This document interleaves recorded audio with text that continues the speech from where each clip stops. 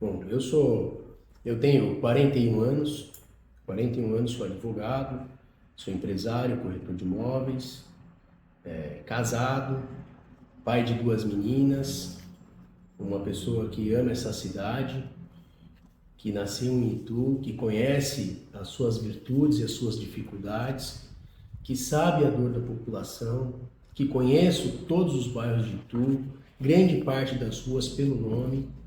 Eu desafio alguém que conheça tanto assim a cidade como eu, e eu sei do potencial e aonde essa cidade pode chegar.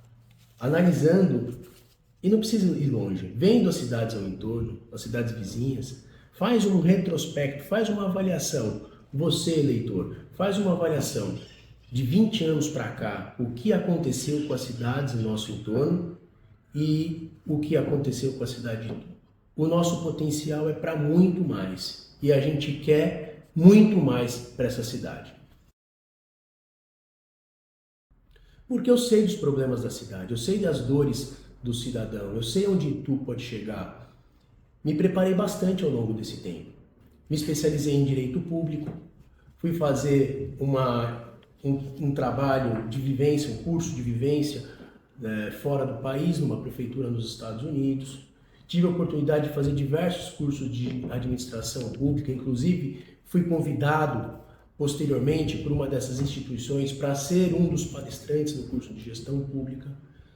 Estou preparado para esse desafio, me preparo há muito tempo para isso, para esse momento. Fui vereador, fui um dos mais atuantes no período que eu estive na Câmara. Nunca deixei a minha vida profissional, a minha vida pessoal, a minha vida particular na advocacia, como alguns fazem para se dedicar e viver só da política. Isso é um erro. E eu sei aonde Itu pode chegar. Tenho relação fora, no governo estadual, com muitos deputados federais que têm trânsito no governo federal, para poder fazer com que a cidade não perca mais tempo. A cidade não pode perder mais tempo. Já perdeu muito tempo. Então agora é o momento de avançar. Agora é o momento de poder reconstruir e buscar as oportunidades que se perderam ao longo do tempo. Os seus opositores políticos, Matheus, quando eles querem te atacar, uma das coisas que eles citam é a questão do seu pai. Como que você vê isso? Meu pai saiu da vida pública já faz mais de 10, 12 anos. Ele foi vereador por 4 mandatos, foi presidente da Câmara por 2 vezes, também sempre muito atuante, combativo, de certa forma polêmico também. Reuniu ali algumas desavenças pontuais com um político ou outro, o que fazem, o que querem trazer para o cenário atual. Mas é meu pai, eu preciso do meu pai como meu pai todos os dias, mas politicamente eu construí a minha história, o meu caminho. Eu fui vereador, eu fui candidato a prefeito na eleição passada, eu já fui candidato a deputado estadual, agora estou posicionado e muito bem posicionado para a prefeitura novamente. Eu tenho 41 anos, eu sou advogado, tenho minha vida própria, sou casado, tenho pai, tenho filhas, então assim, não me preocupa, absolutamente não me preocupa.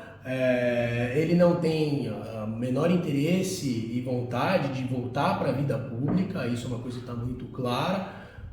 Faz muito bem o seu papel de avô, faz muito bem o seu papel de pai, é um amigo, é meu amigo, é um conselheiro, mas eu lido de uma forma muito tranquila. Ele nunca teve nenhum processo na vida pública, ele não tem, então assim, eu não sei, eu não tenho o que falar. Falam dele e também sem motivo. Ele está 10, 12 anos fora da vida pública. Eu trato com muita tranquilidade. Olha, eu discordo, respeito, mas discordo, porque eu me posicionei em 4, 5 entrevistas que fiz, inclusive nos jornais da cidade, que fui veemente contra a taxa de lixo. Em alguns momentos, algumas posturas de forma pública, eu critiquei também a administração do Guilherme, mas eu acho que isso é um pouco também do perfil. Eu não faço a política do quanto pior, melhor. Eu não faço, eu não acredito nisso, criticar por criticar. Eu acho que a gente, tudo bem, tem uma posição contrária, mas também tem que apresentar uma solução, tem que apresentar uma alternativa. E tem mais, a cidade está cansada da briga. A cidade também não desenvolve muito por conta da briga que existe entre dois grupos políticos, que eles querem se matar, eles são inimigos. O que saiu quer voltar para prejudicar o que está, e o que está não quer sair, e os dois vivem um clima de guerra, um clima beligerante que atrasa e atrapalha o futuro da cidade. Então, a minha posição não é uma posição neutra, não é uma posição em cima do muro. Pelo contrário, eu tenho posição, mas é uma posição sóbria, mas é uma posição racional, mas é uma posição criteriosa, é uma posição que sabe onde a cidade precisa chegar. E é dessa forma, eu acho que não tem mais espaço para esse tipo de relação pública também com os funcionários, com a cidade, com os empresários, de só guerra, só tensionar. Eu acho que tem que baixar a temperatura, tem que mudar um pouco esse perfil e poder focar no que é necessário, que é nos problemas da cidade e deixar os problemas pessoais de lado. 2025, esse novo governo tem a missão de zerar a política local e começar um novo tempo para a cidade. E é dessa forma que eu sempre fui, até quando vereador, em momentos lá de independência, oposição, eu sempre fui muito claro, mas também muito claro na minha posição, mas de uma forma respeitosa, de uma forma cordial, de uma forma que eu acho que a maioria das pessoas querem. É interessante você ver uma guerra ali na internet, é interessante você ver uma briga aqui ou outra lá, mas eu acho que as pessoas até querem ver, mas eu não sei se elas gostariam que isso servisse para uma administração pública, servisse para um tratamento com as pessoas, para a relação com os comerciantes, para a relação com os funcionários públicos. Eu acho que é tempo de pacificar, é tempo é um novo tempo, na verdade, para a cidade. Olha, a gente está iniciando um processo eleitoral e a política, ela é o exercício do diálogo. Eu tenho falado com forças do campo independente e da oposição no que diz respeito ao processo eleitoral de 2024. Não com todos, mas com parte deles, né? Tentando buscar algum entendimento. Mas sei que esse é um momento que não se resolve. Por quê? Porque nós temos 3 calendários pela frente que tem que avaliar. Primeiro, é o prazo final da janela de filiação para ver quem vai disputar a eleição, em qual partido vai disputar a eleição, que é na primeira semana de abril. Segundo, são as convenções. Nas convenções é que realmente as coligações têm que estar formadas. E depois vem o registro das candidaturas, onde a gente pode, inclusive, ali então impugnar as candidaturas que têm discussão jurídica, que tem dúvida de viabilidade eleitoral, que pode se está elegível ou está inelegível. Esse é o momento no qual tem que se fazer essa prática. Então a gente tem que avaliar isso. Então agora é um momento de conversa. Eu acredito que as coisas se acentuem um pouco mais após a virada do ano, ali janeiro, fevereiro, que já está mais próximo do prazo final da janela de filiação. Eu vou continuar fazendo todo esforço para que haja aí um entendimento, né? Porque a gente não pode, obviamente, menosprezar nenhum tipo de candidatura e a gente sabe que não é fácil, a candidatura de um turno só, uma eleição de um turno só, ela não é fácil. Se fosse uma eleição de 2 turnos, ok, acho que faz sentido aí 4, 5, 6, 10 projetos colocarem à disposição, mas uma eleição de um turno só, eu vejo que tem que ter entendimento, desprendimento, humildade, para saber quem está melhor posicionado e que tem mais condições de chegada. Olha, Rosana, a gente já dialogou em termos de políticas públicas, mas nunca tratamos de eleição municipal. Mas a minha posição está muito clara quanto à questão municipal e à eleição de 2024. A nossa pré-candidatura está colocada, nós estamos filiados num partido grande, que é o PSD, nós temos dentro do nosso arco de aliança 5 partidos, todos eles muito bem estruturados a nível nacional. Nós temos apoio de deputados federais, deputados estaduais, presidentes de partidos. Nós temos hoje uma condição, e as pesquisas mostram isso, uma viabilidade muito grande de poder conseguir chegar no objetivo, mas o nosso posicionamento, o nosso foco hoje está no campo oposto da administração, e até porque eu vejo que a cidade e as pessoas elas buscam uma nova alternativa para Itu, e é nessa linha, nesse campo que a gente está e a gente vai continuar. Eu sou defensor do distrito industrial, mas hoje existe uma demanda judicial entre a prefeitura e uma pessoa que fez uma parceria público-privada há, quem sabe, 10, 12 anos atrás. Então, tem que se resolver esse imbróglio jurídico. Enquanto não resolver essa demanda jurídica, não será possível efetivar o tão sonhado distrito industrial. O que eu faço? O que eu faria? Chamaria esse empresário, detentor da parceria público-privada com o município, para fazer um acordo e chegar no entendimento, porque essa é uma briga que vai perdurar por muito tempo. E não dá, nesse ambiente no qual nós estamos, perder mais 6 meses, 1 ano. Isso é um prejuízo muito grande para a cidade. Mas a gente vai fazer e lutar com todas as forças para poder resolver e realmente viabilizar o distrito industrial. Nós temos na nossa cidade o maior corredor industrial disponível de toda a região.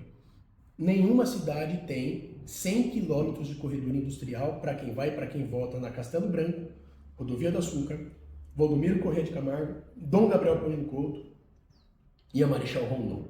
A Valdomiro Corrêa de Camargo que está um pouco mais ali edificada com indústria e empreendimentos, mas todas as outras, por onde a gente passa, é pasto dos dois lados. Infelizmente, todos os governos dos últimos 20 anos que se passaram não tiveram uma política pró-industrialização, com uma política agressiva de incentivo fiscal para atrair as empresas para a cidade. Infelizmente. Pelo contrário, teve gente que prometeu 10 mil empregos e nada aconteceu. Então, assim, o que precisa? Política agressiva de incentivo fiscal para poder trazer as empresas. Facilitar a vinda das empresas para cá. Desburocratizar. A gente ouve, e as pessoas sabem do que eu estou falando, de grandes empresas que eram para ter sido instaladas em Itu e foi para o Jacaré, e foi para Sorocaba, e foi para Porto Feliz. Nessa guerra, Itu não pode mais perder. Tem que resolver. Itu tem espaço de área pública, Itu tem condições de fazer desapropriação, a cidade tem condições de compor, inclusive, com os proprietários de grandes áreas da cidade, através de parcerias, através de algum tipo de troca, ali, de permuta. Agora, fato é que não tem mais tempo a perder. Os jovens, e essa leitora observou bem, para buscar a sua oportunidade, estão tendo que sair da cidade para poder trabalhar. Todos os dias saem dezenas e mais dezenas de ônibus para levar mão de obra ituana para Cabriúva, ali no Jacaré e no Pinhal, Sorocaba, Mairinque, entre Mairinque e São Roque, ali próximo do quilômetro 58, 57. Eu estou falando porque eu já vi as empresas de ônibus da cidade, inclusive, levando os trabalhadores para lá. Então a gente está na contramão da história. Tem que existir uma política agressiva e com foco na industrialização. Nós estamos a 100 quilômetros de São Paulo. Hoje existe as empresas estão querendo sair de São Paulo, descentralizar, vir para o interior. O custo em São Paulo é muito alto, o frete em São Paulo pouco circula por conta do trânsito. Então eles estão saindo de São Paulo para poder atender todo o interior. E nós temos uma malha viária que é uma das melhores do Brasil, com todas essas rodovias que eu citei agora há pouco, todas já duplicadas, com fácil acesso, com condição de escoação. Nós temos aqui algo que é único, uma linha férrea que vem do aeroporto de Viracopos, que é o maior aeroporto de carga da América Latina, ou seja, a menos de 30 minutos de Itu, Então a gente pode também utilizar esse meio de escoamento. E tem essa linha férrea que vem, passa por Itu e vai até o Porto de Santos, que é o maior porto da América Latina também. Então você veja que o que nós temos não é pouco, é um ativo maravilhoso, que outras cidades com muito menos condição souberam aproveitar e hoje estão muito à frente, estão desenvolvendo. Porque não adianta, o que traz desenvolvimento para uma cidade é carteira assinada. A riqueza interna de um município se mostra pelo número de gente trabalhando. Agora você vê o número de desempregados na nossa cidade ou na informalidade é muito maior em detrimento às outras. Então tem que ter uma inversão aí de propósito. E não tenha dúvida que a gente vai focar na industrialização com geração de emprego, na segurança hídrica da cidade e numa saúde com muito mais qualidade para quem precisa. Porque quem não precisa tem seu plano de saúde, quem não precisa mora com segurança. A gente tem que ter um olhar realmente para as pessoas que precisam. Em 2014, quando houve aquela crise profunda, trágica, na questão do abastecimento de água, eu era vereador. E muitos vão se lembrar. Eu fiz um estudo profundo do que estava acontecendo e o que precisava ser feito para resolver o problema de água ou dar segurança hídrica para a cidade para 20, 30 anos. Né? E novos reservatórios é fundamental. Discutia-se já naquele momento a linha do Mombaça. E eu já dizia, é importante fazer a transposição? Não tenha dúvida, é mais uma obra, é mais uma medida. Mas o que vai realmente dar segurança hídrica são novos reservatórios, porque o reservatório ele é a caixa d'água da cidade, é como a caixa d'água da sua casa. Se você vive lá, um exemplo, com 250 litros dia e moram 4 pessoas, então você tem a necessidade de 250 litros. Se o filho casar e a mulher for morar na casa, se tiver mais 2 filhos e dobrar a família de 4 virar 8, tem que trazer mais uma caixa d'água de 250 litros para poder dar tranquilidade. O que aconteceu em Itu foi que a última grande obra em termos de reservatório aconteceu há 30 anos atrás, no governo Sérgio Previtt. E nós tínhamos naquela época em torno de 90 mil habitantes. Hoje são 180 mil habitantes que consomem água todos os dias. E nós temos as mesmas caixas d'água, os mesmos reservatórios. E não foi feito nenhum planejamento em torno disso. Então, em 2014, eu contratei técnicos da Secretaria do Meio Ambiente para a gente fazer um estudo profundo e eu identifiquei algumas áreas na cidade que é possível sim fazer grandes reservatórios. O que é necessário fazer também? Micro-reservatório ao longo do curso dos rios, que abastecem os reservatórios da cidade. Você veja que os rios, eles vêm aí de, quem sabe, 20, 30, 40 quilômetros dentro do município de Itu. O município é muito extenso. Então, ao longo do curso, fazer micro-reservatórios, que não custa muito, e eu tenho certeza que os proprietários dessas áreas rurais, para valorizar, inclusive, o seu patrimônio, autorizaria, dentro de uma parceria, fazer esses micro-reservatórios. Quem não quer ter água no fundo da sua propriedade, não é verdade? Então, isso é uma medida necessária. Outra medida é efetivar a troca de tubulação. Nós temos pontos da cidade que tem vazão, que tem uma perda de 35% a 40% de água tratada.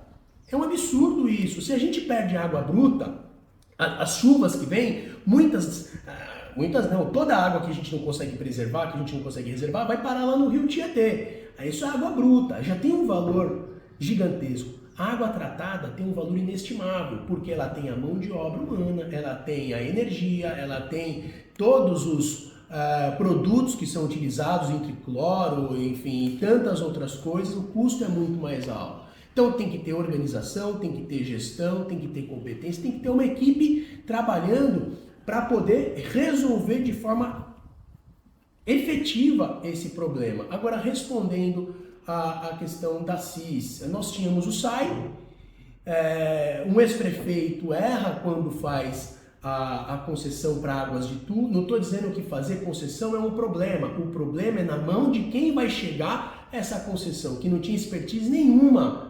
Não tinha expertise nenhuma na questão do abastecimento de água e deu todo esse problema. O grande problema da falta d'água foi porque a Águas de Itu foi a concessionária da época. Voltou para a cidade. Hoje eu não vejo que é interessante passar para a mão de alguma outra concessionária. A cidade tem condições de poder tocar, desde que, obviamente, seja feito um trabalho efetivo, um trabalho técnico, um trabalho sério e resolva de fato os problemas da cidade com algumas medidas que eu trouxe aqui, que são medidas claras. Outras, por exemplo, como o desassoreamento. Você anda aí, tem represa que hoje a capacidade está em 1 metro, 1,5 metro. Quando você passa a desassorear, ela dobra ou triplica a capacidade de reservar água. Então são medidas que são importantes. Essa, por exemplo, é mais rápida e simples de se fazer. Isso é uma reclamação recorrente dos munícipes que utilizam o transporte público. Se a gente fizer uma avaliação em comparação também com as cidades vizinhas, você veja que o custo do passe hoje tá alto, tá bastante alto. E eu vejo também que as pessoas reclamam muito na questão da qualidade. Nós temos que conversar sim com a concessionária. Foi recente, eles ganharam agora, quem sabe há 1 ano mais ou menos, a nova concessão, e cobrar o contrato e fazer com que eles melhorem o serviço e que a gente busque alguma alternativa para reduzir esses valores. O ideal é que fosse como em algumas cidades aqui. Você veja, eu tenho um amigo que é prefeito em Vargem Grande Paulista e lá a taxa é zero, não paga nada para andar de ônibus. Mas é claro que foi montada uma engenharia em torno disso, a prefeitura subsidia uma grande parte, mas fazer um estudo profundo e ver o que é possível fazer para, se não conseguir zerar, que seria o ideal, mas reduzir de uma forma substancial para poder dar condição para o município, para a pessoa que utiliza o transporte público. Inclusive Salto, né, acabou de anunciar subsídio para o transporte, seria uma das soluções?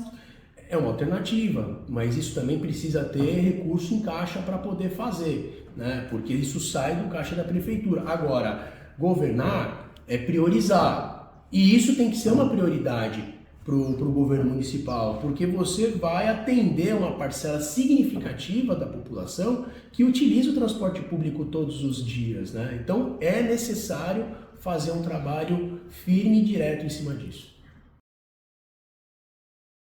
O que você pretende fazer a respeito? Realmente é lamentável a situação com que chegou a Santa Casa de Itu. A Santa Casa já foi referência no setor de queimados, já tivemos aqui dezenas e mais dezenas de UTI, que se reduziu a pouco, a quase nada, de leitos também, que caiu para mais da metade.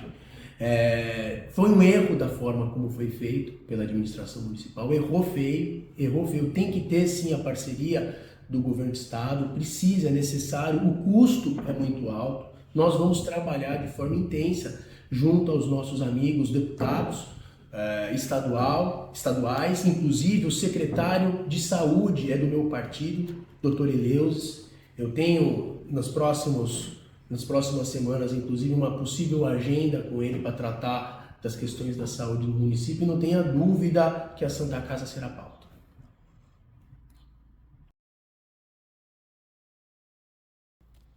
Nós temos uma história que é um ativo muito grande, mas infelizmente ela não é reconhecida nacionalmente como o berço da República. Temos o título de Fidelíssima. A história do Brasil se confunde, a história de Itu se confunde com a história do Brasil. Aqui passou o Dom Pedro, aqui a monarquia, a transição da monarquia para a velha república aconteceu na nossa cidade. O Partido Republicano Paulista foi fundado aqui em Itu. Nós temos um turismo rural muito forte, nós temos um turismo religioso muito forte, nós temos aqui o Parque do Varvito, que é o único, só tem aqui em Itu e uma outra cidade na Austrália.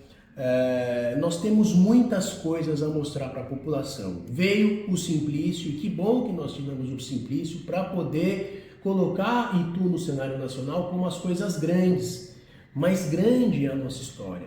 Grande é o que nós temos para mostrar para a população. Eu falava agora recentemente com uma pessoa que conhece muito de turismo e a gente tem condições de fomentar aquele turismo diário de 2 dias, o turismo gastronômico também. A gente conversa com pessoas de diversos lugares do Brasil e fazem referência ao filé parmegiana da cidade, à estrutura da cidade, os grandes eventos que acontecem na cidade. Então a gente vê que o ativo turístico é muito grande e temos como fazer com que isso se amplie muito mais, com trabalho, com pessoas técnicas envolvidas e com um projeto claro de turismo para a cidade. Olha, nós temos que respeitar todo mundo, e eu também respeito. É uma comunidade que realmente é bem organizada, que tem voz, que tem mostrado isso nos movimentos que fazem, e está assegurado hoje em leis municipais alguns eventos e tudo mais. Então, assim, eu acho que o que é de direito tem que ser preservado, não tenha dúvida. É um crime o que acontece ali, um crime ambiental que acontece ali na represa do São Camilo. É necessário, eu já tinha como, dentro do meu plano de governo, na eleição anterior, fazer ali um espaço de convivência, um espaço de lazer ao entorno daquela represa que é maravilhosa e solucionar a questão do esgoto que hoje tem sido despejado ali na represa. É possível fazer, com investimentos é possível fazer. A Assis também tem obrigação de pôr a mão no negócio e fazer uma elevatória, buscar uma alternativa de fato para poder tratar esse esgoto e não ficar despejando mais na represa. Mas eu tenho sim, e isso já vem desde 2020, eu espero que a gente possa concretizar a partir de 2025, pós-eleição de 2024.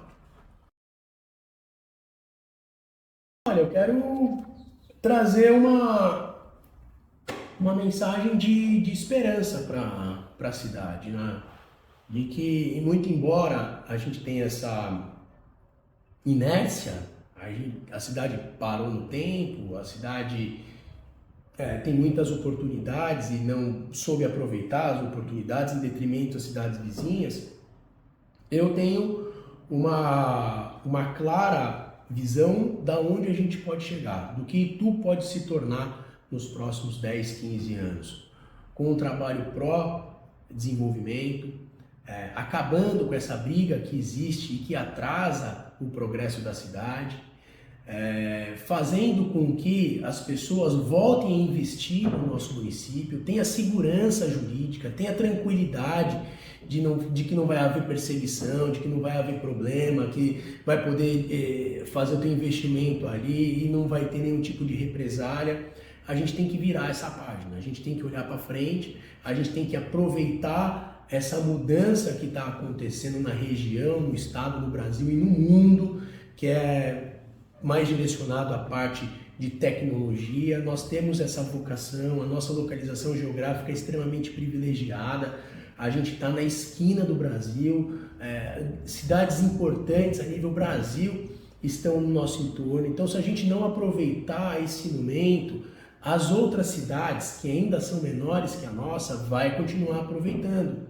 Eu falo com muito carinho e muito respeito da nossa querida vizinha Porto Feliz, e eu tenho muitos amigos lá, e eu quero saudar de uma forma especial o prefeito da cidade, Dr. Cássio, que fez um brilhante trabalho, vem fazendo um brilhante trabalho, mas há 15, 20 anos atrás, a cidade de Porto Feliz não tinha nem semáforo. Eu frequento lá desde muito cedo, na faculdade no qual eu me formei, que foi a FADITU, muitos colegas moram e são de Porto Feliz. E a gente vê o que aconteceu de 20 anos para cá. A gente poderia dar outros exemplos, como Indaiatuba, que se tornou uma referência nacional, Sorocaba, que só desenvolve, Salto, Cabriúva, ali no Jacaré, no Bonfim, no Pinhal. Quantas indústrias foram para lá nesses últimos 15, 20 anos? Mas muitas indústrias, mudou a vocação da cidade de Cabriúva, a gente fica feliz por eles, claro, uma cidade vizinha, cidade irmã, mas a gente vê que pela nossa história, pelo nosso ativo, por tudo que nós temos, nós perdemos muitas oportunidades, mas muitas oportunidades mesmo. Itu é conhecida no Brasil todo. Eu desafio ia do Ceará ao Rio Grande do Sul. A gente pode perguntar lá de Sorocaba, Indaiatuba ou Itu. Certamente Itu vai ser a cidade mais reconhecida no Brasil todo, no Brasil como um todo. Então a gente não pode mais perder tempo. Então essa é a nossa missão, de poder realmente resgatar a autoestima do cidadão de Itu, que está perdida. Grande parte da população, se tivesse oportunidade, iria para uma outra cidade, infelizmente. Infelizmente, a gente tem dados, a gente tem números, mas a gente tem que mudar esse cenário, a gente tem que mudar esse jogo e a gente vai virar esse jogo.